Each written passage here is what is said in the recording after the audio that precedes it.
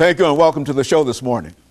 The topic this morning is Sudan, and we're fortunate to have with us a student from Tennessee State University, Mr. SMinimoi1, to talk about Sudan and some of his experiences in that country, as well as some of the things that other students as well as non-students from this East African nation are doing. And of course, Mr. SMinimoi1, let me welcome you to the show this morning and to tell you how delighted we are to have you, primarily because we hear so much about what is going on in Sudan and et cetera, but we rarely have an opportunity to have somebody from Sudan to come and to talk about some of the challenges that's facing this country, this great country in a real sense. Let's do that by having you to start off by giving us some information about your background, your education, and some of those experiences that eventually led you to Tennessee State University, and then we'll have an opportunity to talk about Sudan and some of the challenges that are facing this great country today. Okay. Thank you very much, Dr. James Hain. It is a pleasure being here. And it was a pleasure being in your history class. Actually, I was born in one of the small cities in Sudan. It's called Torit, in eastern Equatorial States, southern Sudan. I was born there to the family, my father and a parent. My father married two women. The other wife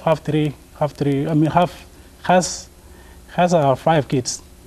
Then we also 5. Altogether we're 10. And I was the last born from my mother, and my mother was the first wife to my father. But they passed away. My mother passed away in the 90s. My father passed away in 2005. And my stepmother is still alive. And so this has been my part of my life. And you know, I have 9 brothers, 1 sister, which is the youngest in our family. And part of my education background, actually, I was a Sudanese refugee in Uganda, which is East Africa. I was there for about 9 years, and I went to my primary school in Uganda because I didn't have a chance to go to school in Sudan due to the conflict in the region. And I started my primary school in Uganda, and in 2001, I started a process for resettlement to come to the United States. But I was delayed for another 2 years. And but I first finished my primary school in 2000 in Uganda. So 2001, I started the process to come for resettlement to the United States. And in 2003, I came to the United States. And when I came to the United States, I was already over 18 years old. So I was not able to go to high school. And the fact that I was still a primary complete graduate in Uganda. So when I came here, there was no way I can go to high school. And I decided and stayed for 3 months. The Catholic charities, they helped me to find me a job in 3 months. So I was working, and I was not even thought of going to school again. Because since I was old already, I did not know that you know, I was able to go to high school to get a high school diploma that can take me to the college. So I stayed for almost 5 years. 5 years, actually. I stayed for 5 years. I was not, you know, I was not in the school. I was just working. So I was making the money. I never thought of going to school. So after that 5 years, I decided that I have to go to school. And, you know, so somebody told me about the GED, General Education, equivalent diploma of a high school.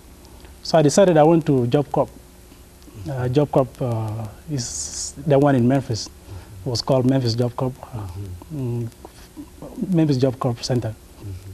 But recently it was changed to be the name Dr. Benjamin L. Hooks Job Corps Center. It's located in Memphis. So I went there and I did my training in accounting, vocational training in accounting.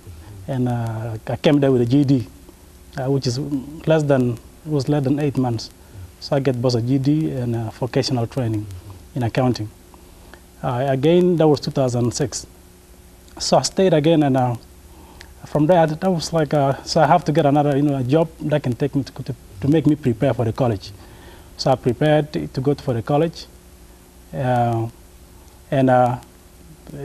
my advisor from Benjamin L. Hooks advised me to go to Northwest community college in Memphis. But my brothers were staying in Nashville, and so I had to come back to Nashville and apply to TSU. So I was accepted to be admitted to TSU, Tennessee State University. Very good. And of course, Simon, let's stop it right there in terms of this part of it, because we're going to have a first commercial break. But so far, you've given us some excellent information in terms of your whole transition from Sudan to United States and involvement in education. And of course, we'll be back with our audience following this very, very short commercial break.